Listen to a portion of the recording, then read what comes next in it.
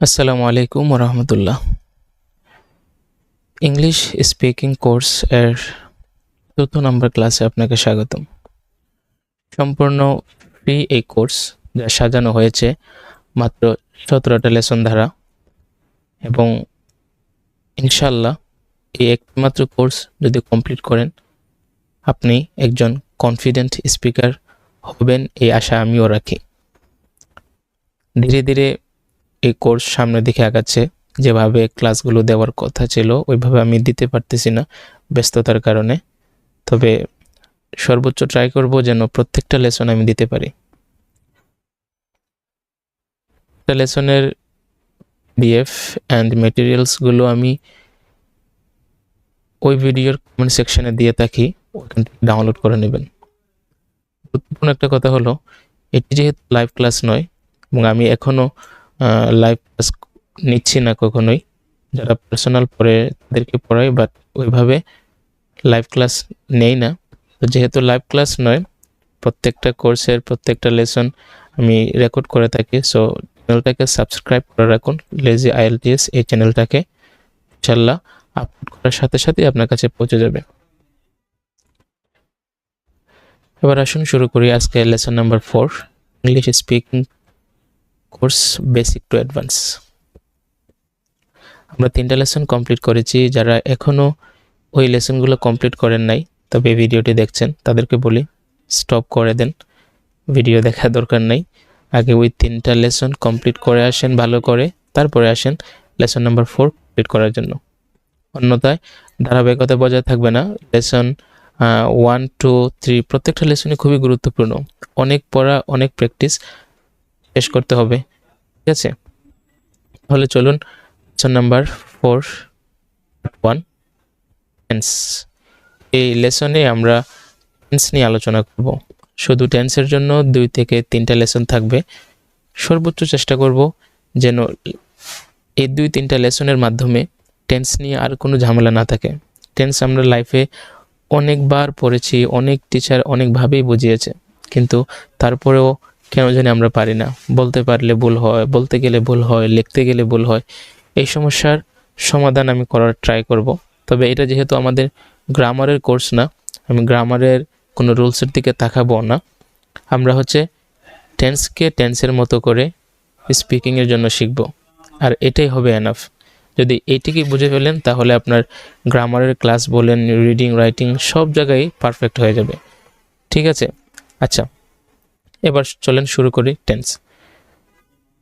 প্রথম কথা হলো, আমরা সবাই টেন্স জানি। আমরা জানি না যে আমরা টেন্স জানি। হ্যাঁ, সবাই জানি। একজন মানুষ টেন্স না জানলে সে কথা বলতে পারবে না। ভিন্ন ভিন্ন নামে, ভিন্ন ভিন্ন পদ্ধতিতে টেন্স প্রত্যেক ভাষাতেই আছে। টেন্স ছাড়া আমরা কথা বলতে পারি না। কেন পারি না? মানুষ যখন তার মনের ভাব প্রকাশ করে কোনো একটা কথা বলার মাধ্যমে, বাক্য বলার মাধ্যমে, তার এই কথা কিন্তু হয়তো বর্তমান কালে হবে, না হয় অতীতকালে হবে, না হয় ভবিষ্যৎকালে হবে। এই যে 3টা কাল, বর্তমান, অতীত, ভবিষ্যৎ, এই 3টার কালের বাহিরে আমরা কথা বলি না। আমাদের প্রত্যেকটা কথা এই 3টা কালের মধ্যেই থাকে। আবার কাজগুলো কখনো চলমান হয়, কখনো চলমান হয় না, কিন্তু কাল থাকে 3টা: অতীত, বর্তমান, ভবিষ্যৎ। যেমন আমি যদি বলি আপনাকে যে আমি ভাত খাই, তো এই ভাত খাই কথাটাকে কোনোভাবেই আমি আগামীকালকে ভাত খাবো, ভবিষ্যতের একটা টাইমে ভাত খাবো, এটা কি বোঝাচ্ছে? না। যদি ভবিষ্যতের জন্য হতো তাহলে আমি বলতাম আমি ভাত খাবো, কিন্তু আমি বলছি কি আমি ভাত খাই। আচ্ছা, এই আমি ভাত খাই এই কথাটা কি কখনো এভাবে বোঝাচ্ছে যে কথাটা অতীতের? না। অতীতের হলে আমি বলতাম আমি ভাত খেয়েছিলাম, ঠিক আছে, ভাত খাচ্ছিলাম। অতীতের মিনিং দিত, অতীতের অনুভূতি দিত। আমি যদি বলি আমি আজ বিকেলে খেলবো আমার বন্ধুদের সাথে, আচ্ছা বলেন, আমার বন্ধুদের সাথে খেলবো আমি বিকেলে, এটাকে আমি কোনোভাবেই অতীত বোঝাচ্ছি, বর্তমান বোঝাচ্ছি? না, এটা ভবিষ্যতের কথা, আমার প্ল্যান এটা। ঠিক আমি যদি আরও বলি যে আমি ভাত খাবো, আমি খেলবো, আমার বন্ধুদের সাথে ঘুরতে যাব, আগামীকালকে আমি ব্যাংকের মধ্যে যাব, স্কুলে যাব, কলেজে যাব, এই যে কথাবার্তা, যাব, খাবো, আসবো, ফিরবো, এইসব কথা কি কোনোভাবেই বর্তমানে মিনিং দিচ্ছে বা অতীতের মিনিং দিচ্ছে? না, দিচ্ছে না। ঠিক অতীতের কথা যদি বলি, আমি ভাত খেয়েছিলাম, ঘুমিয়েছিলাম, আমি আমার বন্ধুদের সাথে খেলতে গিয়েছিলাম, তারা আমাকে হেল্প করেছিল। এই যে খেলতে গিয়েছিলাম, খেয়েছিলাম, হেল্প করেছিলাম, আমাকে করেছিল, এই যে বিষয়গুলো যে কয়েকটা বাক্য বললাম, এগুলো কি বর্তমান বোঝাচ্ছে বা ভবিষ্যতের মিনিং দিচ্ছে? না। আমি ভাত খেয়েছিলাম, এ কথা কোনো পাগলে বলবো না, এটা ভবিষ্যতের কথা। আমি ভাত খাবো, কোনো পাগলে বলবে না এটা বর্তমানের কথা বা অতীতের কথা। সো আমরা সবাই জানি, এটা আমি বারবার বলারও দরকার নেই, কোন কথায় কোন মিনিং দিচ্ছে, বর্তমান, অতীত, ভবিষ্যৎ কোনটা দিচ্ছে, এটা আমরা ভালো করে জানি। সো এটাই হচ্ছে বোঝার বিষয়। এটা যদি আমরা বুঝি, তাহলে দেখেন বইয়ের ভাষায় নাম দেওয়া আছে, যেহেতু আমরা একাডেমিকভাবে শিখতেছি। সো অতীতকে বলে পাস্ট, বর্তমানকে বলে প্রেজেন্ট, ভবিষ্যৎকে বলে ফিউচার। এবং দেখেন এখানে একটা প্রকার দেয়া আছে, ইনডেফিনিট আছে, indefinite, continuous, perfect, perfect continuous, ঠিক আছে। এর প্রকারকে আমরা এখন একসাথে ধরি না, আমরা শুধু এটা মনে রাখি, আজকে আমরা ইনডেফিনিট জিনিস বুঝবো। ইনডেফিনিট, ওকে। আচ্ছা, ওয়েট 1 মিনিট। তাহলে ইনডেফিনিট কাকে বলে এটা আজকে আলোচনা করি, বাকিগুলো সবগুলো জানবো। ইনডেফিনিট যে জিনিসটা আগে বলি, ইনডেফিনিট যে বিষয়টা, এটা দেখেন ইনডেফিনিট পাস্টের মধ্যেও আছে, ইনডেফিনিট প্রেজেন্টের মধ্যেও আছে, ইনডেফিনিট ফিউচারের মধ্যেও আছে। তো এটা past indefinite, present indefinite, future indefinite, এরকম করে কি করতে হবে? তাহলে আজকে আমরা কি পড়বো? Past indefinite, present indefinite, future indefinite, মোট কথা ইনডেফিনিট ক্লিয়ার করে ফেলবো এই একটা মাত্র ক্লাসে। এবার বলছি ইনডেফিনিট কাকে বলে। প্রথমে শুরু করি প্রেজেন্ট ইনডেফিনিট দিয়ে। প্রেজেন্ট ইনডেফিনিট বলা হয় বর্তমানের একটা সাধারণ কাজ, বর্তমানের একটা সাধারণ কথা, যে কথার মধ্যে ভবিষ্যতের কোনো অনুভূতি নেই, অতীতের কোনো অনুভূতি নেই এবং চলমানের কোনো অনুভূতি নেই, এটাকে বলে প্রেজেন্ট ইনডেফিনিট। আমার কথা হয়তো আপনার গ্রামারের সাথে মিলবে না, কিন্তু আমি বোঝানোর জন্য আমি আমার মতো করে বলতেছি। চলমানের কিছু পাবেন না, অতীতের কোনো সেন্স দিচ্ছে না, ভবিষ্যতের দিচ্ছে না। আমি ভাত খাই, এটা কি চলমান? না। এটা কি অতীত? না। এটা কি ভবিষ্যৎ? তাও না। এটাকে বলে প্রেজেন্ট ইনডেফিনিট, বর্তমানের একটা সাধারণ কথা। মানে যে বাক্যগুলো দেখবেন কেমন জানি কাল ছাড়া কোনো কাল নাই, অতীত, বর্তমান, ভবিষ্যৎ, দেখবেন যে এরকম কিছু নেই, এগুলোকে ধরেন প্রেজেন্ট ইনডেফিনিট, ওকে। যেমন আমি আরও বলি, আমি ভাত খাই, আমি খেলি, আমি ঘুরতে যাই, এই যে একটা হ্যাবিট বোঝাচ্ছে, এটার অতীতের কোনো কথা না, ভবিষ্যতের কোনো কথা না, চলমানও না। সো এটা হচ্ছে প্রেজেন্ট ইনডেফিনিট।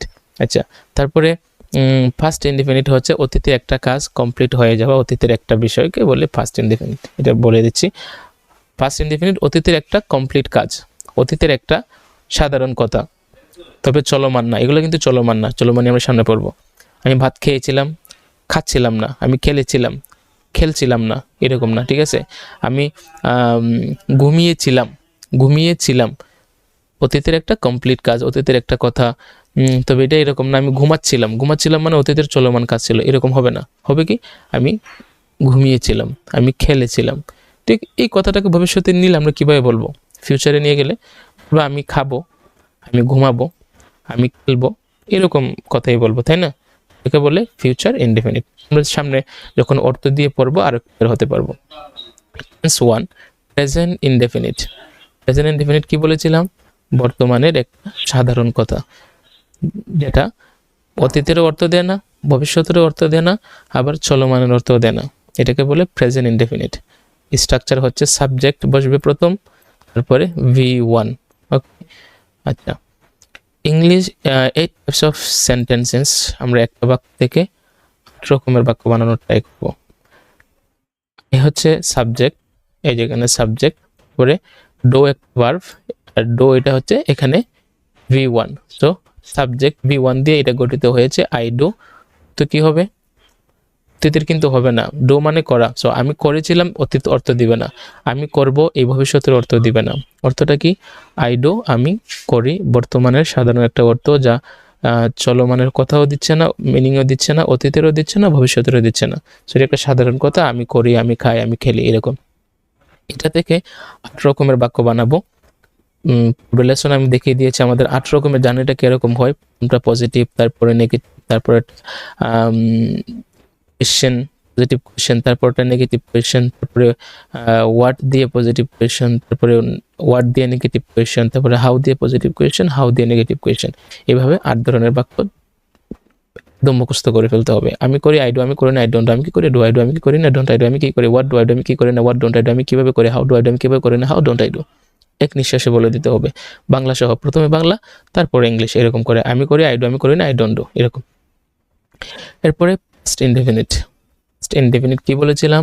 অতীতের কাজ, অতীতের একটা কথা, তবে মনে রাখবেন কি না, চলমান না। আমি খেয়েছিলাম, আমি একজন ডক্টর ছিলাম, আমি ড্রাইভার ছিলাম, বা হচ্ছে এটা কিন্তু অতীত, হ্যাঁ, পাস্ট ইনডেফিনিট, কিন্তু আমরা এটা নিয়ে সামনে শিখবো। তবে মানে এটাতে আমি ডাক্তার ছিলাম, এটা তার ভার্ব না, হ্যাঁ।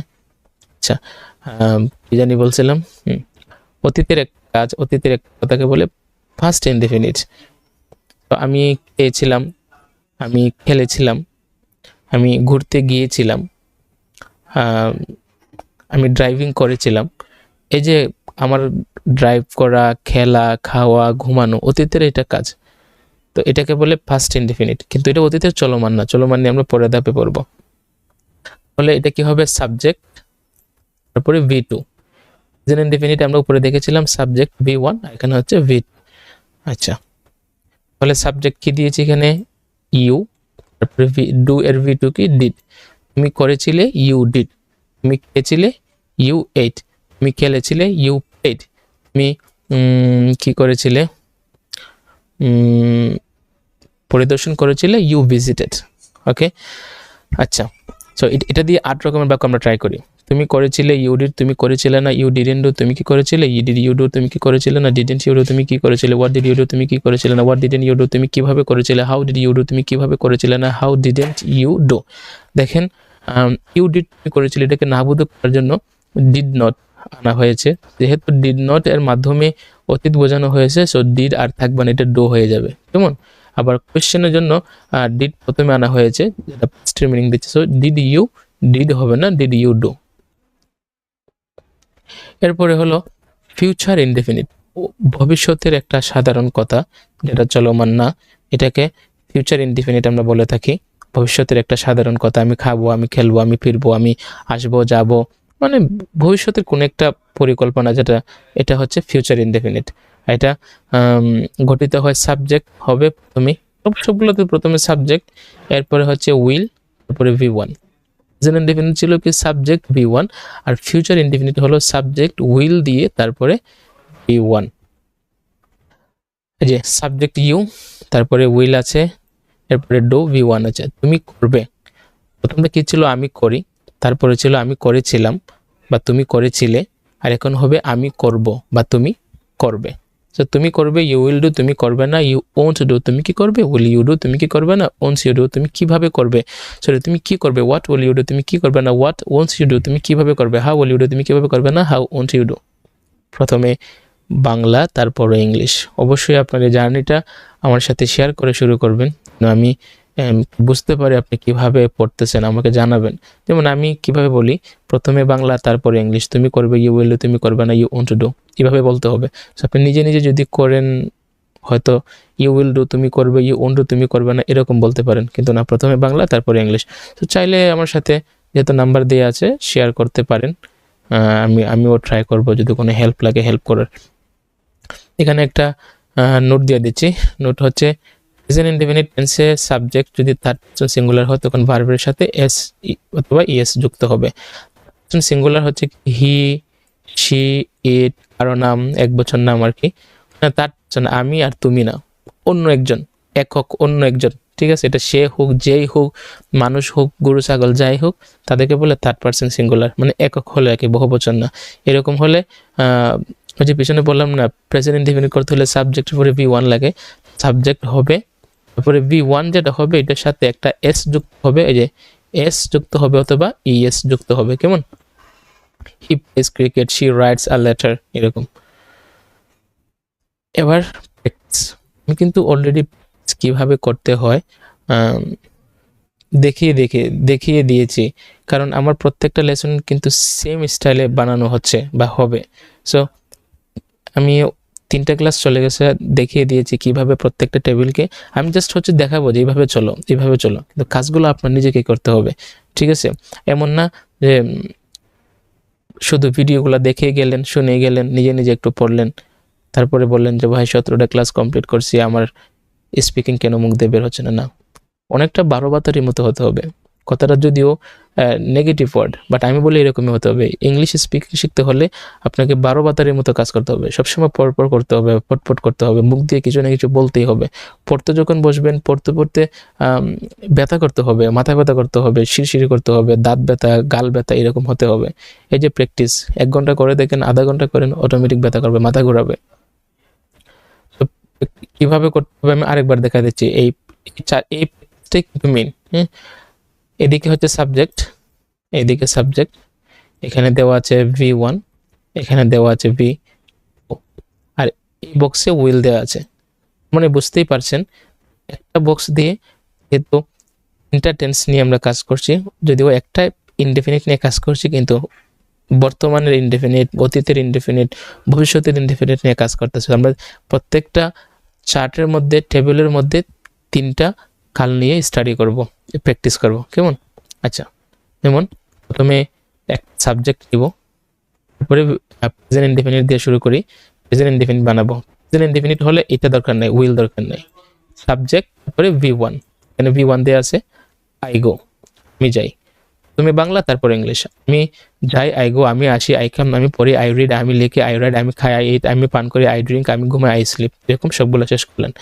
এরপরে আবার আয়ের সাথে এবার পাস্ট ইনডেফিনিট দিয়ে, আমি গিয়েছিলাম, আই ওয়েন্ট, আমি এসেছিলাম, আমি পড়েছিলাম, আই রিড, আমি লিখেছিলাম, আই রট, আমি খেয়েছিলাম, আই এইট, আমি করেছিলাম, আই ড্রিঙ্ক, আমি ঘুমিয়েছিলাম, আই স্লেপ্ট, আমি সাঁতার কাটেছিলাম, আই সোয়াম, আমি উড়েছিলাম, আই ফ্লো, আমি হাঁটেছিলাম, আই ওয়াকড। ঠিক আছে, এরকম সবগুলো শেষ করলেন। এবার আসেন এই সাবজেক্ট, সেম সাবজেক্ট দিয়ে ফিউচার বানাই, উইল দিয়ে ফিউচার। আই উইল গো, আমি যাব, আমি আসবো, আই উইল কাম, আমি পড়বো, আই উইল রিড, আমি লিখবো, আই উইল রাইট, আমি খাবো, আই উইল ড্রিঙ্ক। শেষ, সবগুলো শেষ করলেন। এবার আসেন আরেকটা সাবজেক্ট দিয়ে, উই দিয়ে। এরা শেষ করতে করতে তখন এই বক্সের মধ্যে যা আছে, বক্সের মধ্যে সবগুলো কিন্তু সিঙ্গুলার, পারসন সিঙ্গুলার। এটা যখন ইউজ করবেন, তখন প্রেজেন্ট ইনডিফিনিটের মধ্যে যে নোট করেছিলাম, কি বলেছিল যে প্রেজেন্ট ইনডিফিনিটের মধ্যে সিঙ্গুলার যদি সাবজেক্ট হয়, তাহলে V1 এর সাথে একটা এস বা ইএস যুক্ত হবে। তাহলে কি হবে? রহিম যায়, রহিম গোজ, রহিম গো হবে না, রহিম গোজ। রহিম আসে, রহিম কামস, রহিম প্লে, রহিম রিডস, রহিম লেখে, রহিম রাইটস। ওকে, এরপরে নেগেটিভ স্টেটমেন্টস, এটাতে চলো পজিটিভ, পরে নেগেটিভ। অর্থটা কিরকম হবে যদি ভুলে যান নেগেটিভ অর্থ কেমন হয়?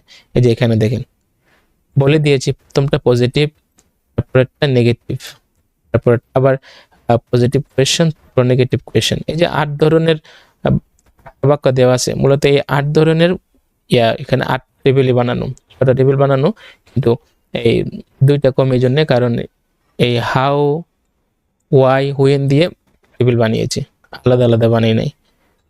ঠিক আছে, এরপরে আরো দেখেন, আমি সবগুলো তো কিভাবে প্র্যাকটিস করতে হবে দেখিয়ে দিয়েছি, অর্থ কিরকম হবে তাও দেখিয়ে দিলাম, কিন্তু ওইখানে এটাও তো উপরে দেওয়া আছে।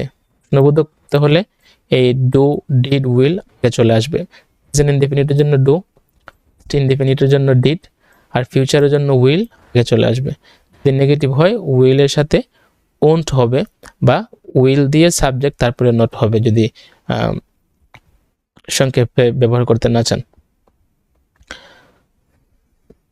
এরপরে আমি কিন্তু প্রত্যেক টেবিল দেখাচ্ছি না, সো বি কেয়ারফুল, নিজে নিজে প্র্যাকটিস অবশ্যই করে আসবেন, প্রত্যেকটাকে প্র্যাকটিস করবেন।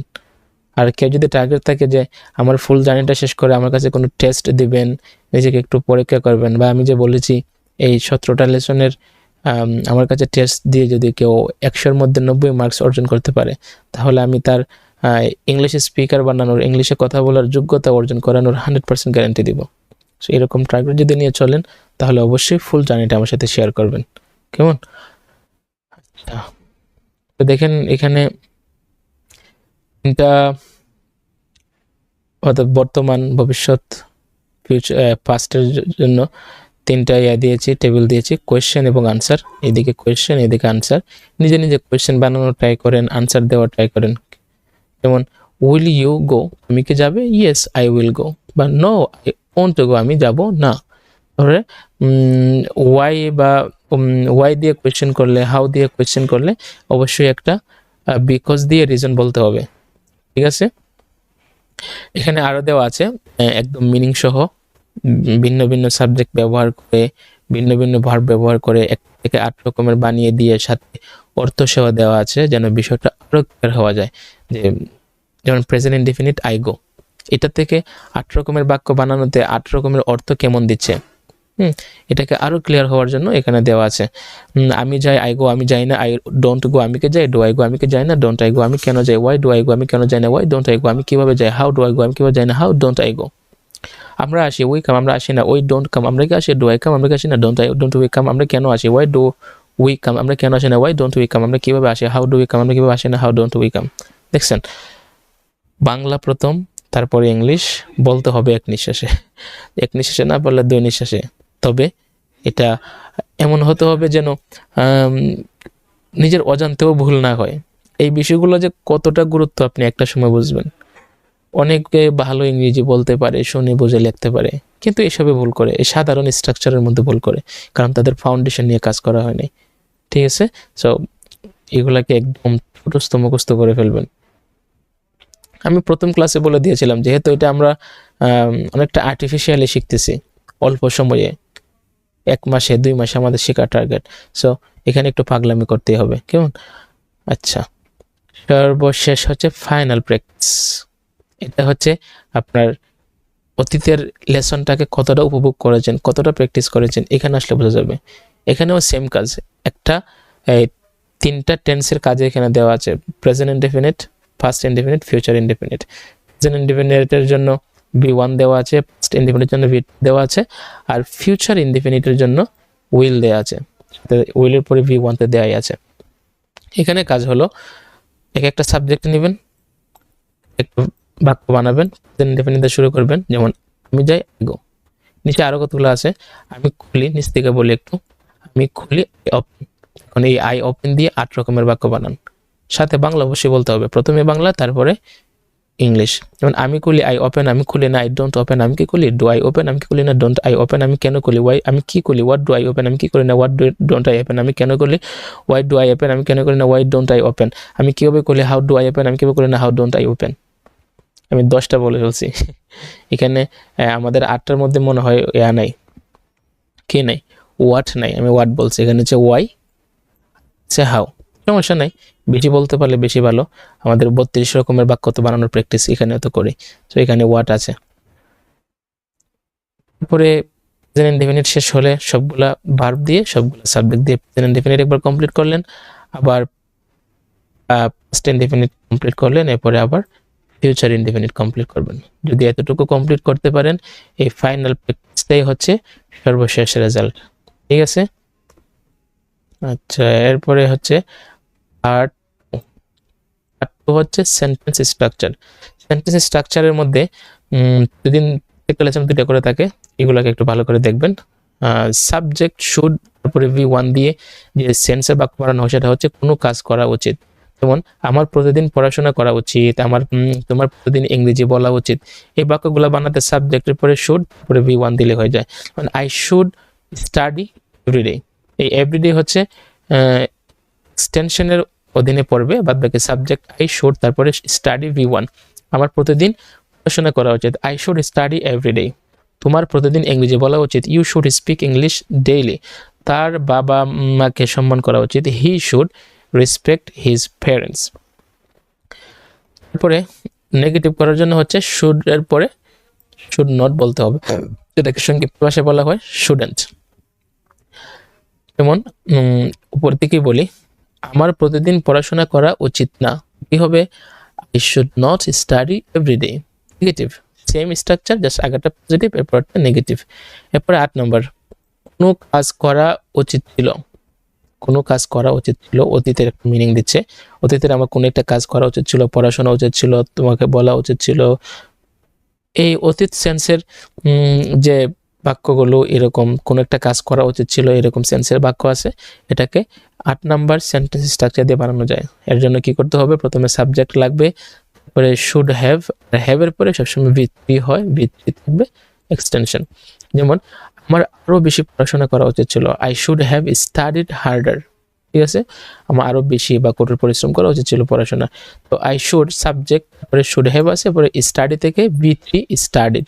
যেমন আমাকে আগে বলা উচিত ছিল, you should have told me earlier, you subject should have দেয়া আছে, তারপরে টোল্ড, টেলের ভিত্তি হচ্ছে টোল্ড, এরপরে অবজেক্ট মি আছে, আর্লিয়ার আমাকে আগে বলা উচিত ছিল।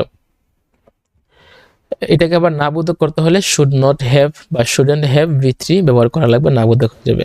এখানে এক্সাম্পলগুলোর সাথে বাংলা অর্থ দেওয়া আছে, নিজে নিজে পড়বেন, বুঝবেন, এবং অবশ্যই প্রত্যেকটা স্ট্রাকচারকে নোট করবেন। আর যা এক্সাম্পল দিয়েছি তার বাহিরের নিচ থেকে আরও 5-10টা এক্সাম্পল বানানোর ট্রাই করবেন, পারবেন, ট্রাই করতে হবে, প্র্যাকটিস করতে হবে। এরপর হচ্ছে সেন্টেন্স ট্রান্সফরমেশন নাম্বার 4।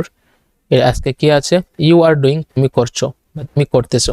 এটা হচ্ছে মূলত বর্তমানে চলমানের অনুভূতি দেয়, অর্থাৎ প্রেজেন্ট কন্টিনিউয়াস টেন্স। যদিও প্রেজেন্ট কন্টিনিউয়াস আমরা এখনো শুরু করি নাই, বাট সেন্টেন্স ট্রান্সফরমেশনের মধ্যে শুরু হয়েছে, আমরা বোঝার ট্রাই করি, তাহলে সামনের লেসনে আরো ইজিলি বোঝা যাবে। বর্তমান তো আমরা চিনি, আমি পড়তেছি, এটা তার অতীত না, ভবিষ্যৎ না। আমি কথা বলতেছি, এটা কি অতীত না, ভবিষ্যৎ না, এটা বর্তমান।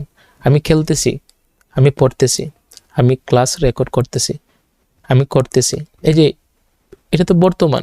সো বর্তমানে চলমানের যে সেন্স, এটা হচ্ছে প্রথমে সাবজেক্ট, তারপরে এমিজার থেকে যেটা হয় এটা হবে, এমিজারের ব্যবহার আমরা পূর্বে দেখেছি, কার সাথে এম হয়, কার সাথে ইজ হয়, কার সাথে আর হয়, ইউ এর সাথে আর হয়, তারপরে এখানে এমিজার থেকে আর হলো, এরপরে V1 এর সাথে ভার্ব আইএনজি যুক্ত হবে, যেমন ডু V1 সাথে আইএনজি যুক্ত হয়ে ডুইং হয়েছে। তো তুমি করছো, ইউ আর ডুইং, এটাকে 32 রকম।